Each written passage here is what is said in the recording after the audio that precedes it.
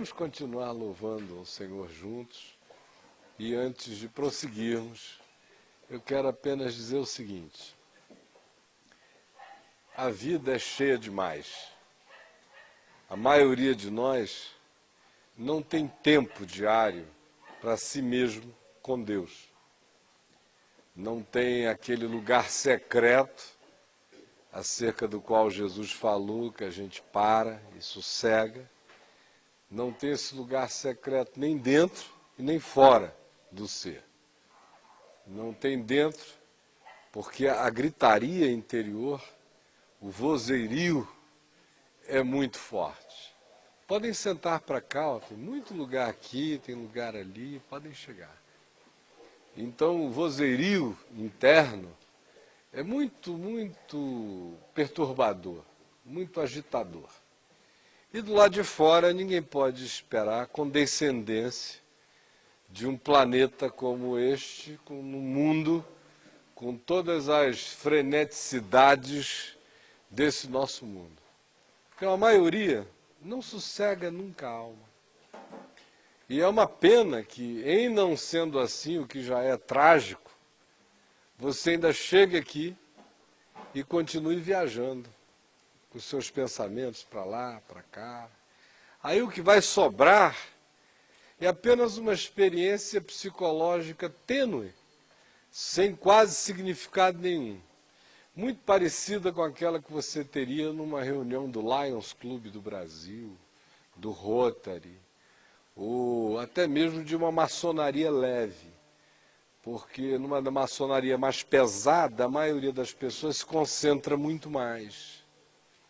Então, para que a gente não fique aqui perdendo tempo, e para que a gente reconheça a importância de parar a mente, aquietar os pensamentos, focar tudo em Deus, no coração, no trabalho da graça em nós, ver se a gente recupera o mínimo de consciência em fé e de disposição de debruçar o ser no altar da verdade, com todo o coração, buscando curas, onde as doenças matam para a morte, que não são as doenças do corpo, são as da alma e do espírito. Então, vamos louvar ao Senhor juntos, com mais 2 momentos de louvor. E em nome de Jesus, eu quero convidar você a fazer isso de todo o coração, com toda a sua força, com toda a sua mente, com toda a sua alma, com toda a sua poesia, com toda a sua emoção para Deus, com todo o seu espírito, com toda a sua lucidez, com todo o seu entendimento, com toda a sua gratidão. E faça isso com as inteirezas de todas as suas sensorialidades. Feche os ouvidos para os ruídos à volta. Não deixe que a sua mente fique em bulício por causa de acontecimentos do dia, ou da vida, ou do momento, ou do instante. E adore a Deus em espírito e em verdade. E aproveite esse momento de todos juntos, que conta com a extraordinária promessa de Jesus, de que aonde 2 ou 3 reunirem-se em seu nome, em acordo, em paz, com o coração reconciliado, com a fé fixada nele, com o coração cheio de graça e de perdão e de misericórdia, sem inimigos preservados em nós por nós mesmos, mas ao contrário, com a alma desinimizada, o espírito limpo e a mente focada. Vamos adorar a Deus juntos e aproveitarmos esta hora, todos nós.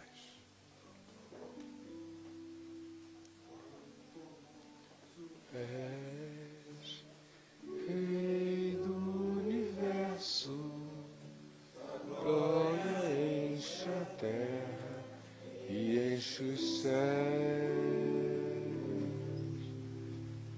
Glória enche a terra, tua glória enche os céus.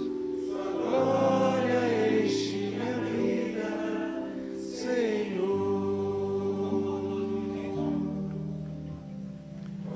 Formoso és, Rei do universo, glória enche a terra e enche os céus.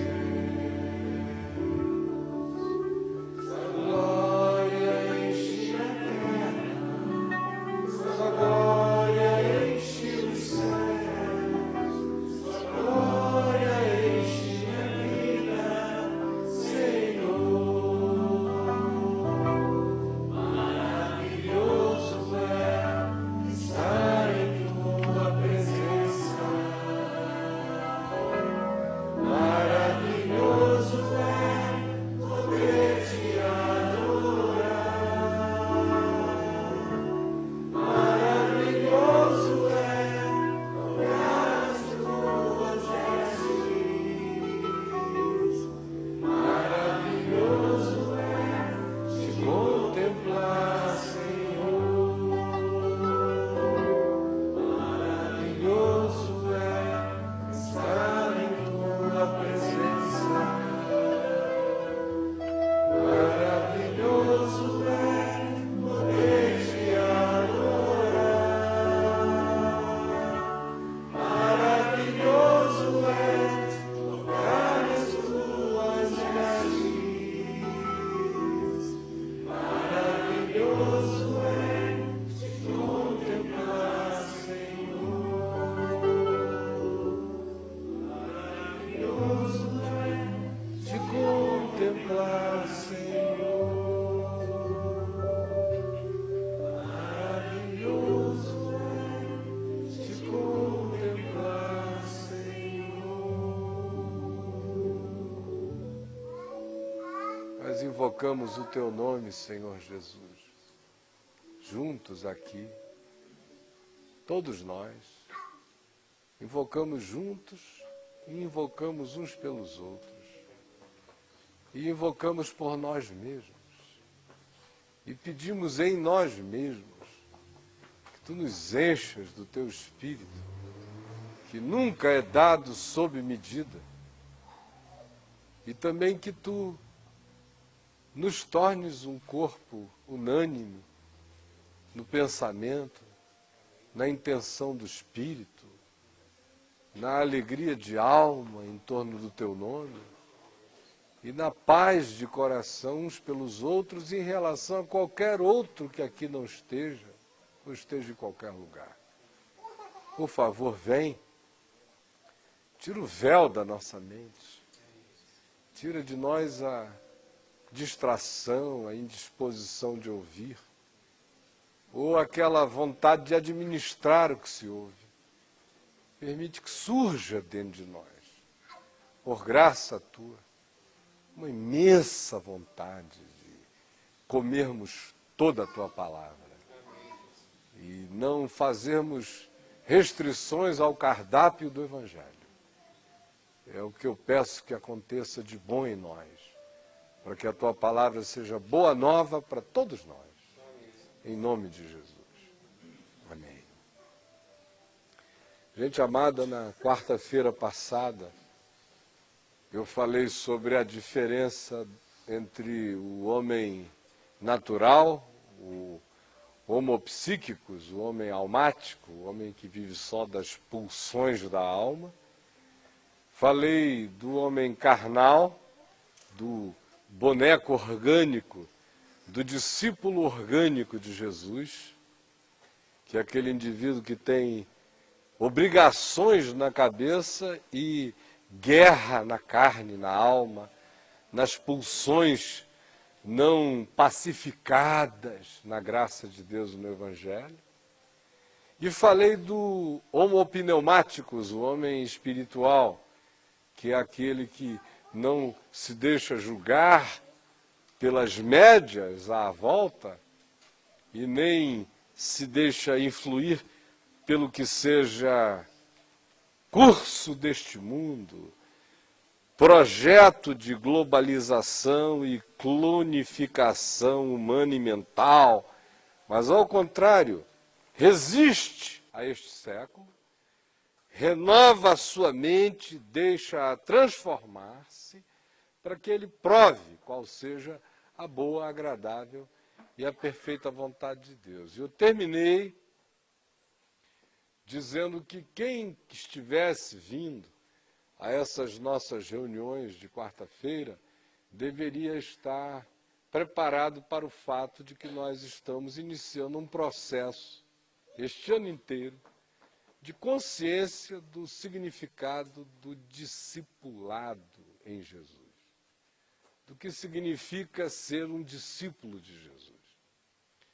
E a minha intenção, às quartas-feiras, quanto a fazer isso, tem a ver com o fato de que quem vai às reuniões de domingo lá no Teatro La Salle é quase sempre exposto à palavra do Evangelho em extremas generalidades, porque a diversidade do grupo é tão grande que não dá para ser específico.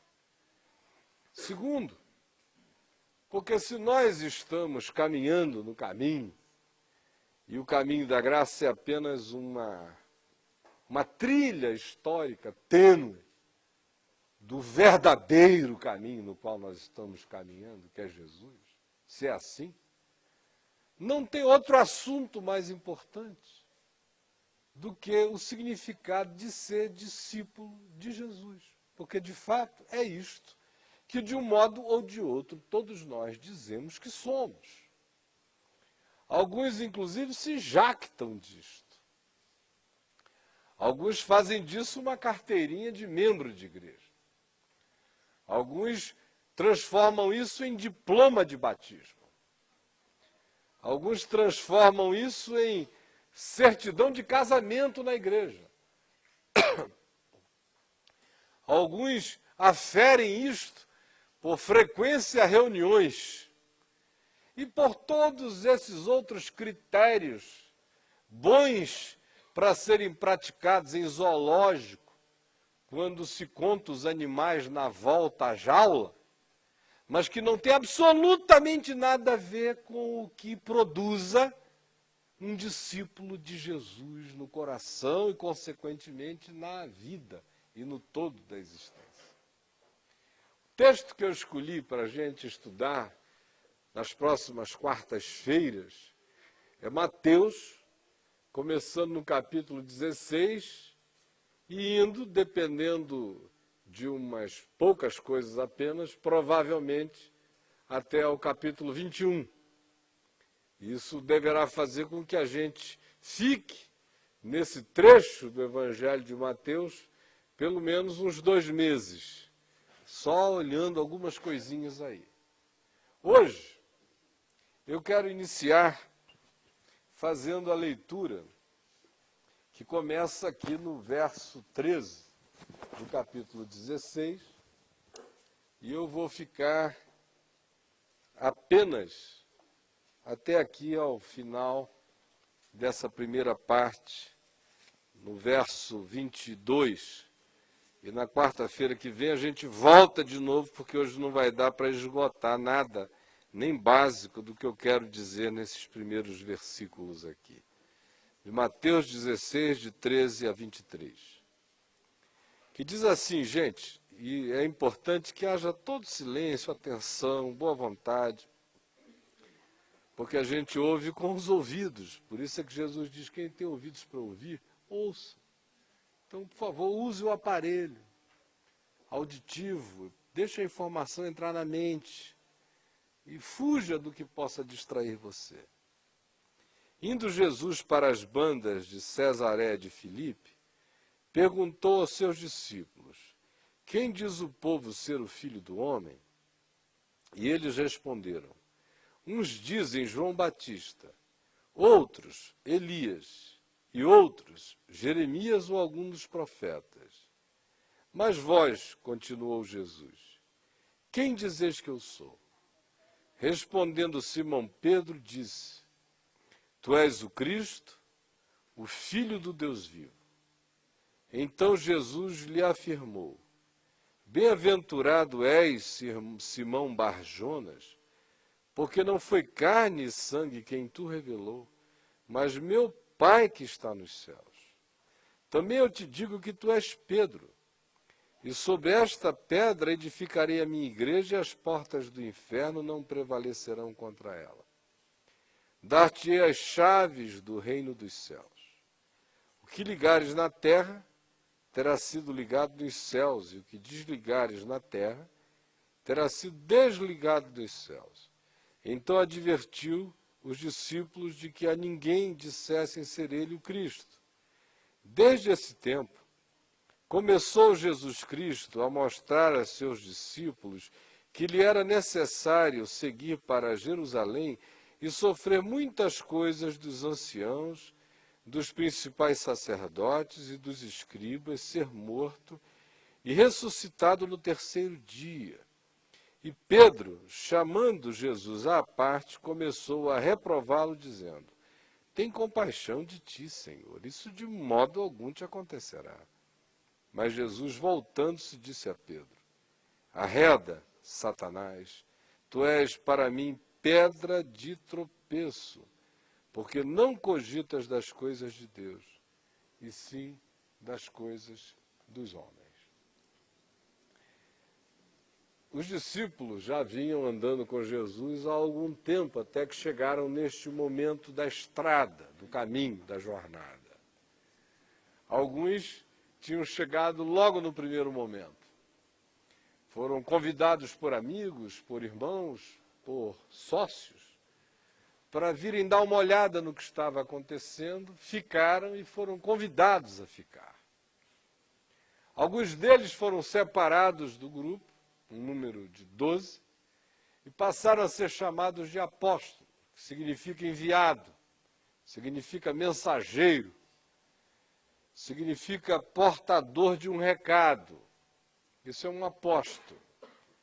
Não é esse ser com um anel desse tamanho de bispo, nem com uma mitra na cabeça, nem com um báculo na mão, nem nada disso. E nem tampouco esse ser bruxiliante e imacumbado com o poder de amaldiçoar os que não contribuírem financeiramente, deixando-os sob profunda desgraça até que se arrependam e dizimem para o bolso do apóstolo. Não. Apóstolo, no Novo Testamento, é um garoto de recado. É um ser muito pequenininho, mas que teve o privilégio de ouvir de Jesus e reter a palavra. E ele só seria apóstolo se fosse apóstolo. No dia que ele pregasse outra mensagem, ele deixaria de ser apóstolo de Jesus. Passaria a ser apóstolo de qualquer outra coisa. Portanto, um apóstolo não era um título, não era um cargo vitalício, não era uma posição biônica e nem tampouco era algo fixo.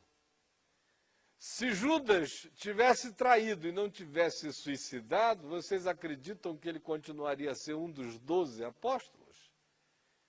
No ato da traição não reconciliada, rompia o vínculo. Simples assim. De modo que apóstolo se faz todo dia, se renova todo dia, se converte todo dia, se reafirma todo dia, na medida em que ele carregue a mensagem inalterada. De modo que o que faz o apóstolo é a inalterabilidade da mensagem conforme quem o enviou. Porque quem o enviou diz, eu estou dizendo a vocês as palavras de quem me enviou. Por isso o escritor de Hebreus diz que Jesus é o apóstolo das nossas almas, porque ele é quem carrega esse verbo inteiro de Deus para nós. E ele disse, eu estou apenas dizendo o que eu ouvi do meu Pai. Vocês conhecem o eco dessa declaração que eu acabei de fazer. E como ela se repete, especialmente no Evangelho de João. O que eu tenho ouvido, tenho falado. O que eu vi, tenho dito. Conforme meu Pai me disse, assim digo. Conforme meu Pai julga, assim falo. Mas é do Pai. E eu não posso alterar o que aquele que me enviou me deu para dizer. Do mesmo modo, ele disse assim, como o Pai me enviou, também eu vos envio. Do mesmo modo como eu trato a mensagem que o Pai me deu, tratem a minha. Reproduzam a minha. Porque se vocês não a reproduzirem como minha mensagem, conforme ela própria é, vocês estarão divulgando qualquer outra coisa, sendo apóstolos de qualquer outra mensagem, mas já não serão os enviados do Evangelho.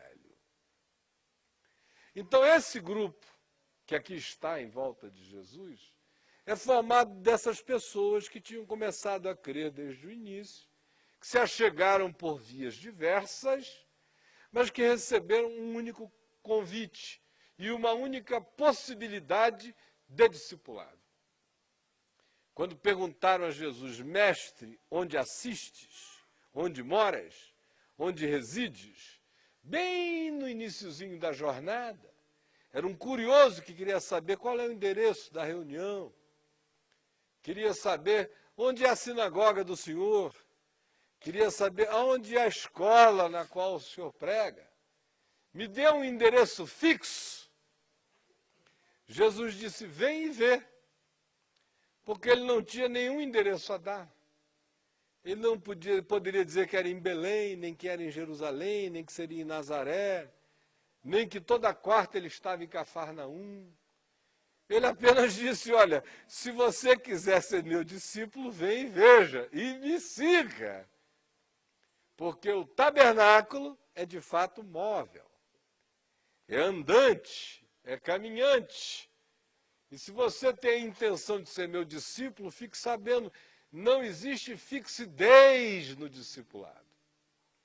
Não existem geografias fixas, não existem ambientes que sejam os únicos, porque para ser meu discípulo você vai ter que me seguir nos veios e nos singramentos e nos cortes e nos canais e nas trincheiras e nos vales e nos penhascos, nas planuras, nas planícies, nos planaltos, nas regiões abissais, aonde quer que eu esteja indo, aonde quer que eu esteja te levando. Aí será o caminho do discípulo. Por isso venham e sigam-me. Ou quem quiser saber, venha e veja. Portanto, nós não estamos falando aqui de algo que acontece num lugar de reuniões. Nós estamos falando de algo que só pode acontecer um dia depois do outro. De modo consciente e lúcido entre a hora que se acorda e a hora que se dorme. Mas também de modo inconsciente e aberto à palavra até quando se dorme. É algo para o todo da vida, sem interrupção, sem férias, sem dias santos para santificarem os caprichos do nosso egoísmo ou da nossa mesquinharia. É um convite para toda hora, para todo tempo. É uma jornada sem paranoia e sem neurose, porém de renovação automática constante da mente, de suspeição permanente a respeito das mudanças sutis e desviadoras do nosso próprio pensamento em relação ao Evangelho, de modo que todo dia, muitas vezes por dia, eu tenho que trazer meus pensamentos, minhas emoções, minhas opiniões, as fixações dos meus desejos ao crivo do Evangelho, da palavra da vida. Do contrário, eu começo discípulo e termino outra coisa. Então o grupo que está aqui é este. Já vem andando com Jesus.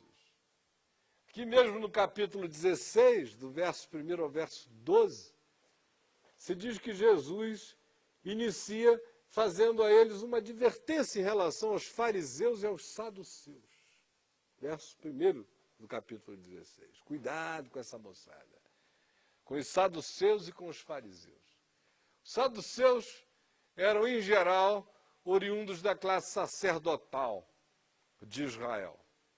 Formavam também um partido político de centro-direita, alinhado sempre com Herodes e com as linhagens herodianas e, por consequente, com os romanos, porque interessava a eles a manutenção do seu próprio poder como controladores do templo em Jerusalém, do ofício, do rito, da arrecadação. Era onde rolava a grana, era onde os fariseus queriam estar, naquele ambiente religioso de muito controle, muita sobriedade sacerdotal, muita pompa, muita manifestação de importância e de imponência, uma elite política que se relacionava com os poderosos que controlavam o país, ou seja, tantos procônsules romanos indicados, quanto aqueles que fossem, eventualmente, os reis postiços de Israel, como os Herodes conseguiram durante um período de praticamente 100 anos. Então, ele diz, olha, cuidado com os saduceus.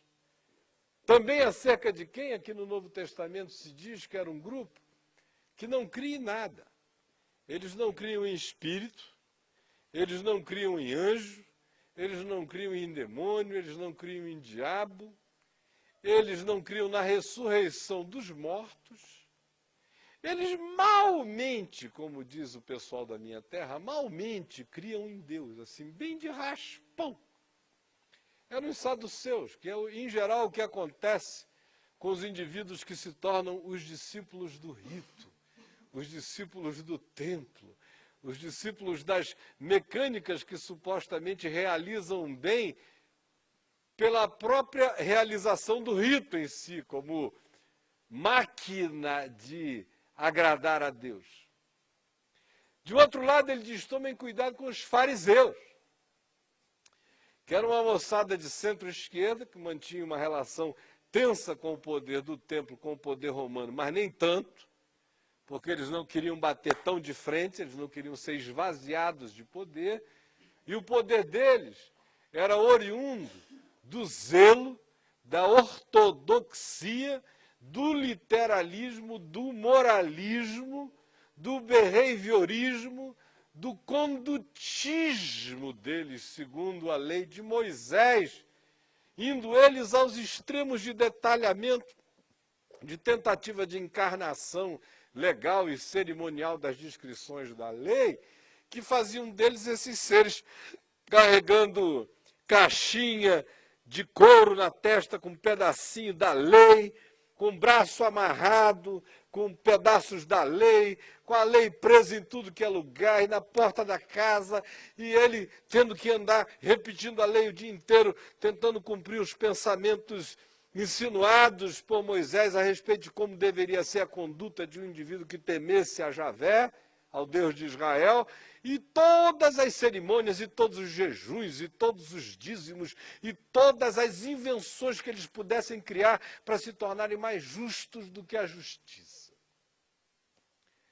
E aí Jesus disse, olha, cuidado com os saduceus, que é esse polo dessas presenças mecânicas de Deus, sem vida, sem espírito, sem transcendência, sem ressurreição, sem glória divina, sem alegria no espírito, sem paixão, sem milagre.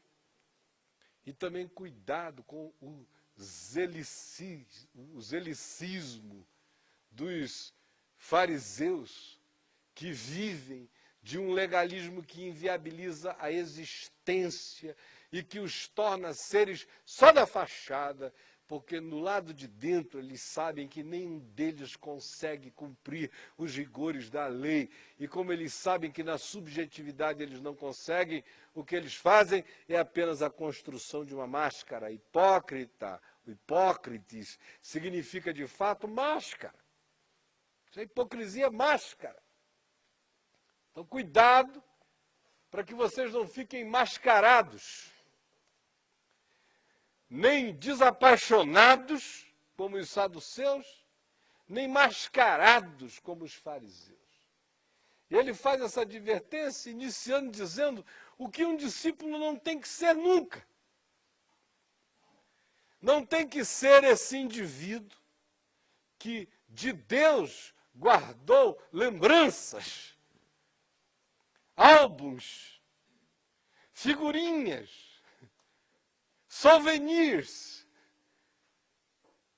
mas que não desistem de frequências e de regularidades, vivendo a devoção dos hamsters, nas repetições que não levam a lugar nenhum.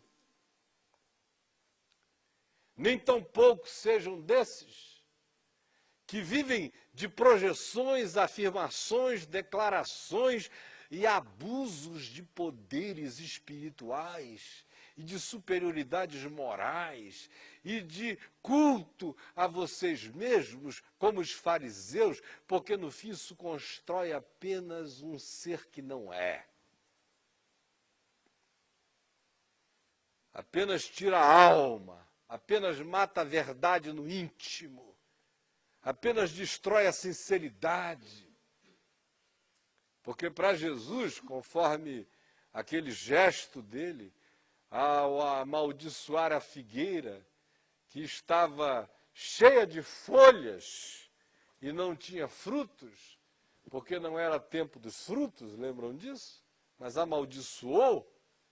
O que ele estava querendo dizer, e quem conhece um pouquinho da botânica da Palestina fica sabendo que a figueira dá primeiro os seus frutos, depois é que aparecem as suas folhas.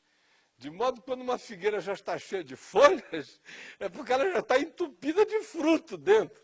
Agora uma figueira cheia de folha, que não tem fruto nenhum, é farisaica. É como Israel dos dias de Jesus. É a figueira cheia de folhas, que não tem fruto. Essa morre. Essa recebe a profecia da hipocrisia e seca. Então, para ele, é melhor uma figueira verdadeiramente pelada, mas honestamente figueira, do que uma toda vestida de folhas sem fruto nenhum. Porque para Jesus o que interessa não é o fruto, não é a aparência dele.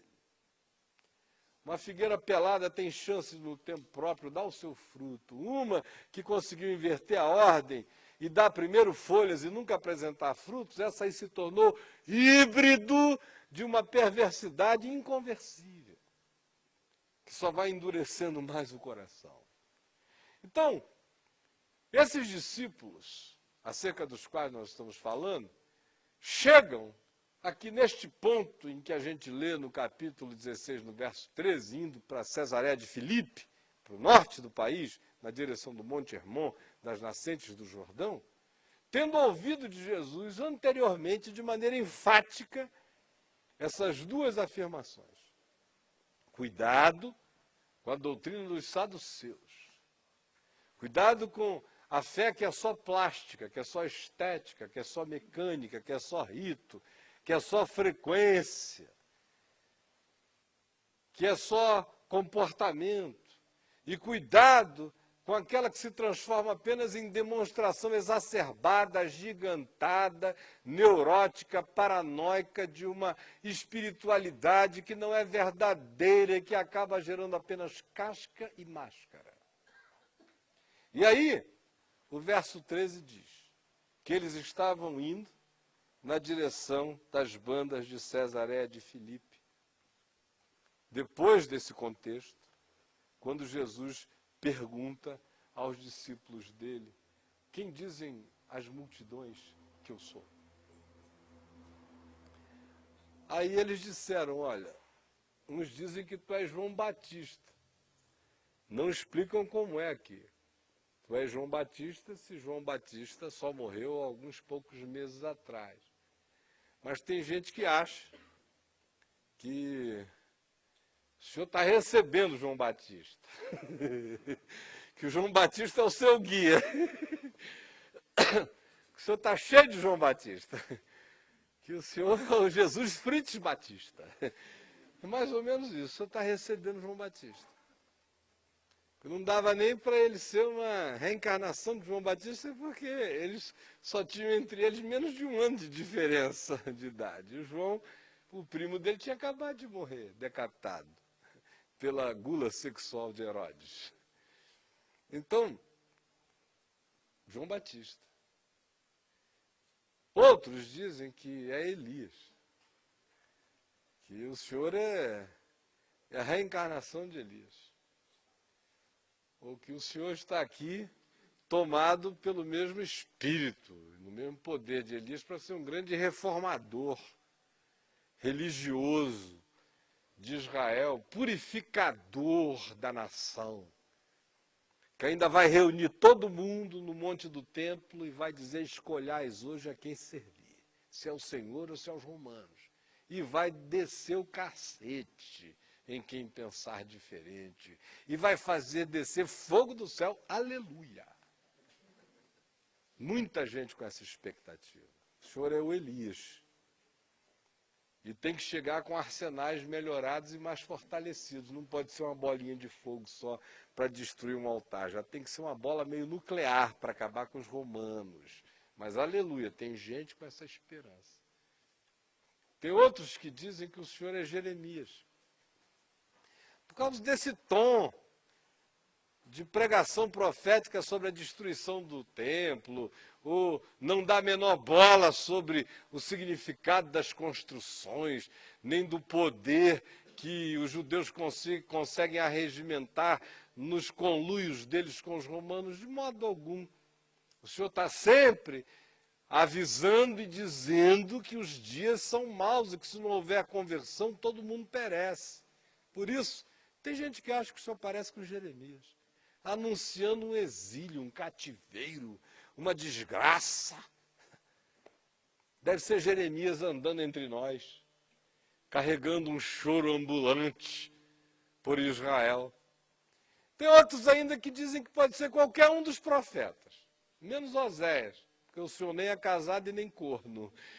Agora, qualquer um outro dos profetas, quem sabe, poderia ser.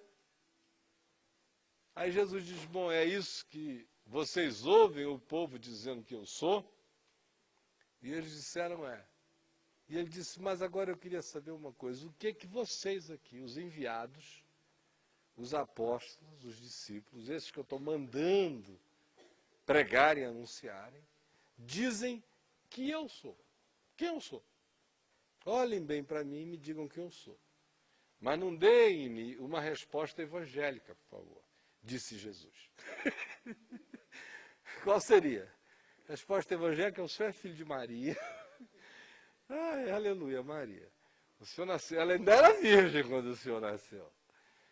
E vieram anjos e cantaram, e magos do Oriente, o presépio foi montado, e tudo isso. O Senhor nasceu em Nazaré para se cumprir a profecia. Não. A pergunta de Jesus não era o meu pedigree, nem o meu currículo vitae, nem a minha genealogia. A pergunta era simples: e vós, quem dizeis que eu sou? Quem dizeis que eu sou? Quem sou eu para vocês? Aí Pedro tomou a palavra e disse: tu és o Cristo, tu és o Messias de Israel. Tu és o prometido a todos os profetas. Tu és aquele enviado que viria da tribo de Judá, o Silo, o enviado. Tu és a promessa cumprida a Davi, de que da sua descendência viria aquele cujo reino é eterno. Tu és o eco do grito de Miqueias, que viria o Cristo cujas origens eram desde antes da fundação dos tempos. Tu és o sonho de Isaías, tu és o amor e a paixão de Deus entre os homens, tu és o Messias, o enviado inteiro de Deus.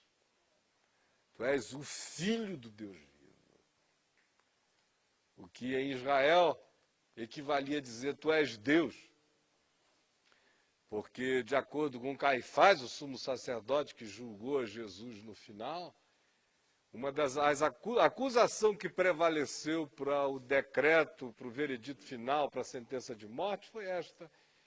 Ele se diz filho de Deus, fazendo-se assim igual a Deus.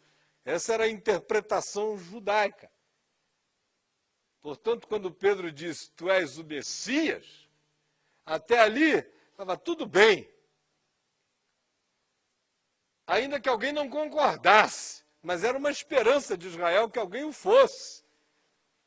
Mas ele vai mais além, ele pega Miqueias e afirma que o Messias de fato é eterno. Tu és o Filho do Deus vivo. Aí Jesus disse, tu és feliz, Simão. Tu és um homem bem-aventurado, Pedro.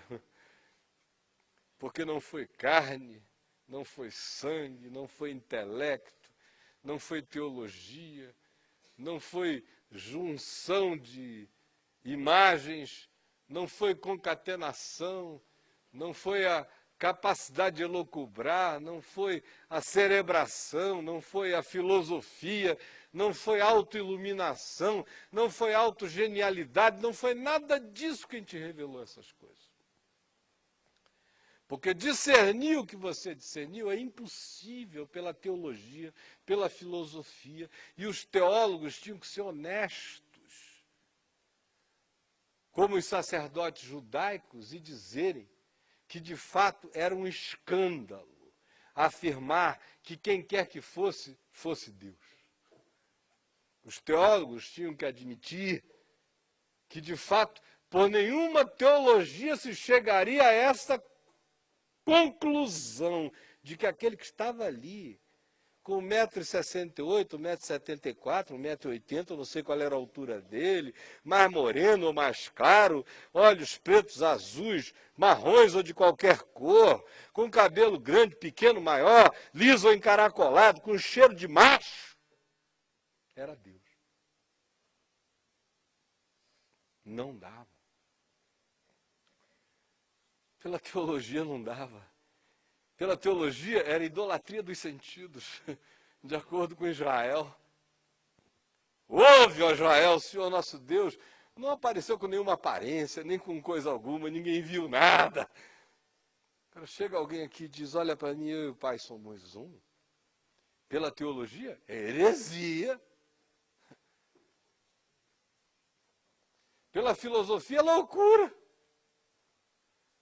Criador do cosmos e de tudo que existe, vai virar um carinha desse tamanho andando entre nós, compactando o eterno no tempo e no espaço, dialogando com os homens? Loucura.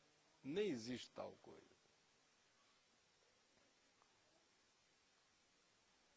Por qualquer que seja o meio, a via, o veio, não existe tal coisa. Pedro, não foi carne nem sangue quem tu revelou essas coisas, mas foi o meu Pai que está nos céus.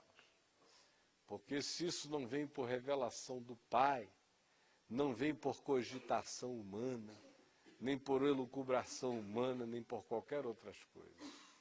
Se você diz, não, eu nunca tive esse problema, eu já nasci crendo nisso, eu diria a você que esse é um grande equívoco seu. Ninguém nasce crendo em Jesus. Ninguém. Nenhum de nós, porque carne e sangue não produz isso. Genética não produz isso, o berço não produz isso. Pai e mãe não geram isto. Não nasce da carne nem da vontade do homem, mas só nasce do Espírito. Então, ser discípulo de Jesus é algo que começa com a invasão do sobrenatural na vida da gente. Do contrário, você é discípulo do cristianismo. Você é discípulo dos evangélicos, você é discípulo dos católicos, você é discípulo dos espíritas kardecistas que leem o evangelho antes da sessão começar. Você é discípulo de qualquer coisa, menos de Jesus. E é possível você ser discípulo de Jesus sem conhecer Jesus. E aí, não tem discipulado de Jesus, mas tem o presépio do discipulado, que é o que a religião oferece e a gente compra de maneira iludida e equivocada. Porque o discipulado de Jesus só começa, minha gente, quando a gente recebe uma invasão definitiva da luz da revelação, quando ela entra aqui. E aí o absurdo se instala em mim. E aí eu me torno filho da loucura de Deus. E aí eu me torno discípulo do escândalo dos escândalos. E aí eu digo que diante de mim, encarnado como um homem no tempo, espaço, na história, com todas as implicações disso, estava Jesus e que Jesus é Deus. E dizer isso sem ser por repetição da vovó, do vovô, do papai, da mamãe, do padre, da catequese, do catecismo, mas dizer isso por uma convicção que poderia me colocar diante das portas do céu ou do inferno, na glória ou no abismo, com o meu ser sem poder negar esta manifestação. Como Dostoiévski disse, preso, quando alguém insinuou alguma coisa sobre o fato de que as circunstâncias eram tão perversas à volta que a única concepção possível seria algo ateu em relação a Deus, ele disse, olha, se alguém me disser que Deus não existe, que não existe céu, que não existe inferno, que Jesus não era quem Jesus dizia ser, que os evangelhos foram uma construção humana que esteja provado que assim foi. O que existe aqui dentro de mim é maior do que a crença em Deus, é maior do que recompensas celestiais ou pavores infernais. O que existe aqui dentro de mim nunca teve seu amparo na opinião de teólogos. Se alguém viesse para mim e me dissesse o que você está dizendo, o que eu diria era, fique com Deus, fique com o céu, fique com o inferno, fique com tudo. Eu sigo sozinho, sem Deus, sem céu, sem inferno, sem nada, com Jesus. Tem gente que pensa que o cara está dizendo que é possível tudo mais sem Jesus. O que ele está dizendo é que tudo mais não é possível sem Jesus, que Jesus é tudo. Agora, isso só entra na gente por revelação do Pai. Do contrário, a gente aprende catecismos, aprende doutrinas, discute com testemunhas de Jeová, com adventista, com espírita, com católico, sai no pau na universidade, briga no trabalho, se estressa com os vizinhos, defende Deus, ofende os ídolos, faz tudo o que crente faz, sem nunca ter se tornado discípulo de Jesus, porque ele tem medo de morrer, porque ele ama muito mais a presente ordem de coisas do que a esperança da glória de Deus, porque no coração dele não está fixada a certeza da vida conforme o Evangelho, apenas da conveniência social de um bom comportamento proposto pelo Evangelho. Mas na hora que o médico diz, sinto lhe dizer, você está com câncer, a fé acaba. Sinto lhe informar, seu filho está com AIDS. O cara diz, ai Deus, porque o meu? E aí começam todas essas questões que não existem, deixam de existir quando a alma foi estuprada pela bondade de Deus, pela revelação de Deus, e foi emprenhada pela graça que diz sem medo: tu és o Cristo, o Filho do Deus vivo. E essa não é uma declaração para os outros, nem para fora, nem uma tentativa marqueteira de divulgar Jesus. É um cara a cara com Deus dizendo: para mim tu és isto, é para mim, para mim, para mim. Jesus, para mim tu és o Cristo, o Filho do Deus vivo. Depois ele mesmo viria dizer, quando muitos abandonaram, e ele ficou junto com poucos, e Jesus disse: não quereis vós também retirar-vos? Ele disse: para quem iremos nós? Só tu tens as palavras da vida eterna. Discipulado só começa quando dentro de mim se instala só tu em relação a Jesus. Sem só tu em relação a Jesus não tem discipulado. Com também tu, ou tu maior que os demais, ou tu melhor que os outros, ou tu superior aos outros. Se ainda tem os outros, não tem tu. Com Jesus é só tu. E nada mais. Aí o discipulado está plantado na gente.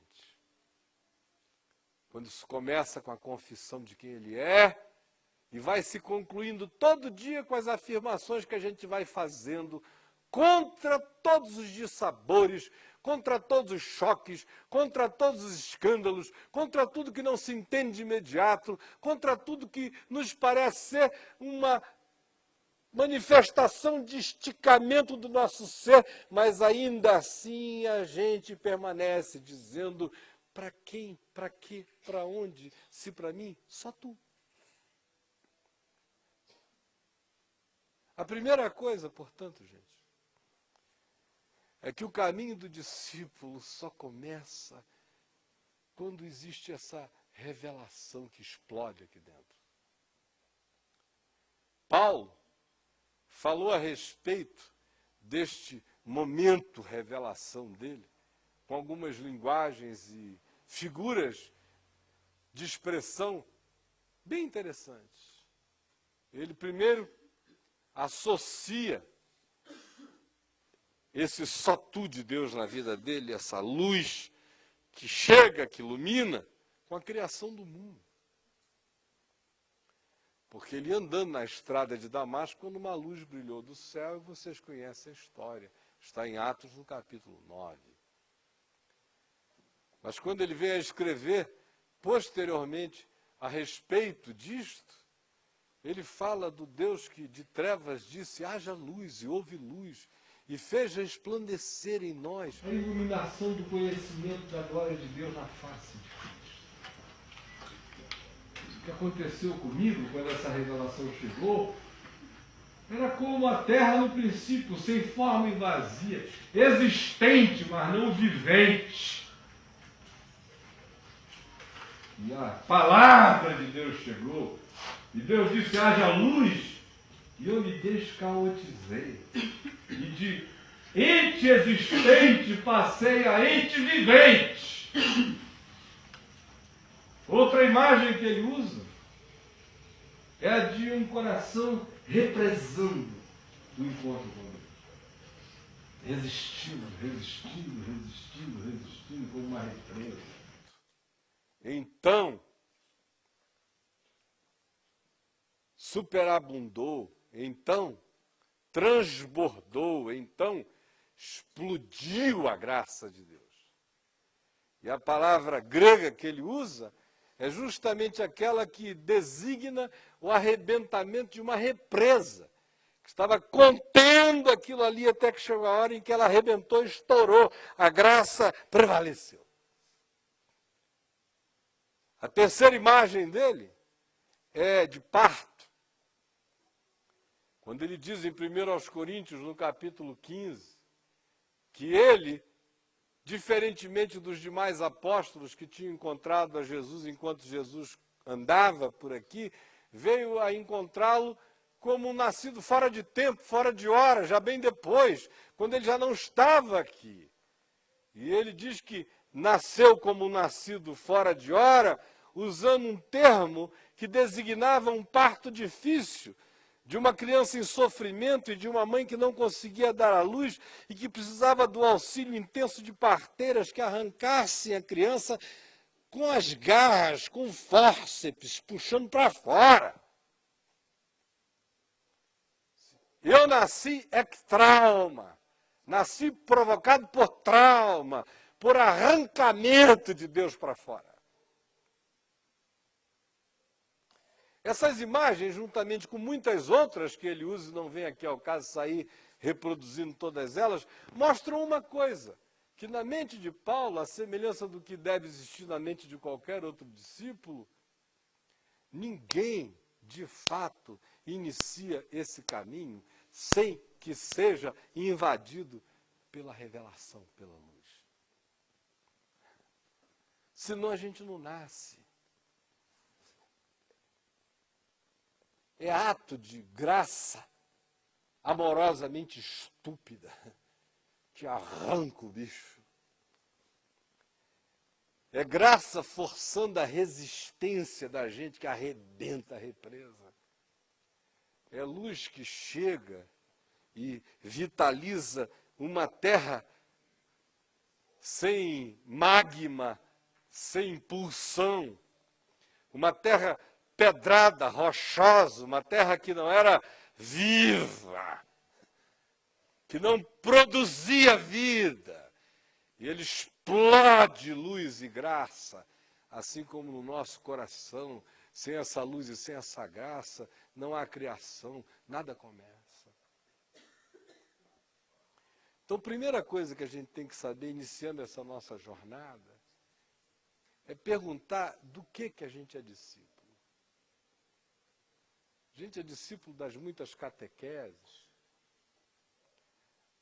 Você percebe que você precisa muito estar junto com os outros crentes, porque se você ficar um pouquinho afastado, você perde a fé. Você é do tipo que se converteu e rompeu todas as suas amizades com o chamado mundo, porque senão você não iria jamais caminhar na fé. Você é do tipo que, se ficar exposto a pensamentos muito diferentes do seu, você se sente meio angustiado, porque parece que as suas convicções estão sendo roubadas. Você é daquele tipo que fica desesperado quando alguém diz alguma coisa sobre Jesus que possa lhe parecer que na cabeça dos outros Jesus vai se tornar menos desejável. Você é do tipo que sente uma obrigação enorme de afirmar para você mesmo que você crê nas coisas que você crê, porque lá no fundo você não tem certeza da maioria delas.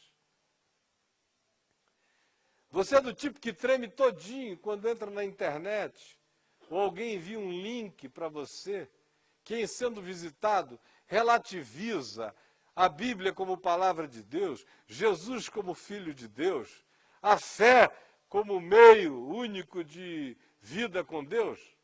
É desse tipo. Se é, meu amigo, eu queria dizer o seguinte: você tem sido discípulo de crenças, de doutrinas. Por isso você fica tão nervoso quando qualquer coisa chega e aparentemente questiona o pressuposto das suas crenças, os dogmas nos quais você está amparado. E aí o coração claudica e balança e se aflige e se perturba. E me escreve dizendo: você tem algum artigo que me ajude a não ficar nesta dúvida? Desesperado, que você vê que o cara está suando frio ali no computador. Pelo amor de Deus, me salva disso que eu estou para perder a fé.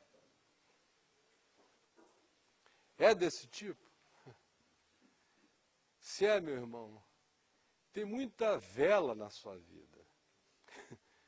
Tem muita luz de neon. Tem muita lamparina de terceiros. Mas a luz não acendeu aí dentro. Sabe por quê? Olha como é que Jesus começa. Ele começa perguntando o que os outros pensam. Depois é que ele pergunta o que vocês pensam. Porque a maioria dos discípulos que eu conheço se abala profundamente com o que os outros pensam.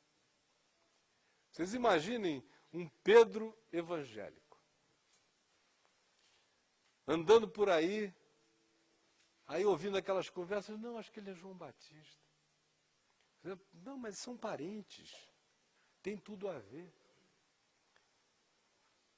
Além do que, você já notou que nos últimos tempos ele anda mais ousado? Está descendo o pau no pessoal igual João Batista. É João. Baixou lá.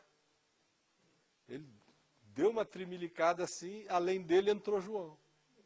Então, 2 em 1. Não tem nenhum registro do evangelho de Pedro saindo no tapa. Não é não! E vai aquela coisa, sai dele em nome de Jesus, espírito de confusão. Eles só ouviram. Uns dizem que tu és João Batista. Outros dizem que tu és Elias. Outros dizem que tu és Jeremias, ou algum dos profetas. Agora, nós, ou eu, o que eu digo é que tu és o Cristo, o Filho do Deus vivo. Porque o discipulado também não começa enquanto as vozes dos outros não deixam de me perturbar. Enquanto que os outros pensam me perturba, eu não recebi ainda essa luz final, que para começar tem que ser recebida. O paradoxo do discipulado é que ele não começa sem que a luz final comece em mim. Sem que haja essa realidade final no começo. O discipulado não começa se ele já não começar acabado, no sentido de que está definido, tu és. O resto é processo. Em mim. Mas isso está dito. Enquanto o que os outros dizem ou pensam perturba demais a gente, o caminho do discipulado não se fincou no coração. Eu teria muito mais a dizer nesse pedaço de texto hoje à noite, mas eu vou ficar por aqui, deixando essas impressões com você, em nome de Jesus, para você pensar. E na quarta-feira que vem a gente vai continuar só nesse pedacinho aqui, de 13 em diante, provavelmente o resto do mês, porque tem muita coisa para a gente ir aprendendo aqui. Quem veio aqui hoje procurando uma reunião empolgante, arrepiante, para subir pela tenda e sair com a barba queimando, desculpe a frustração, mas foi o evangelho que vocês ouviram. E quem quiser crescer no entendimento, na graça e na disposição de criar raízes no chão da vida, esse vai ter toda a oportunidade que desejar. Apenas vem e vê, em nome de Jesus.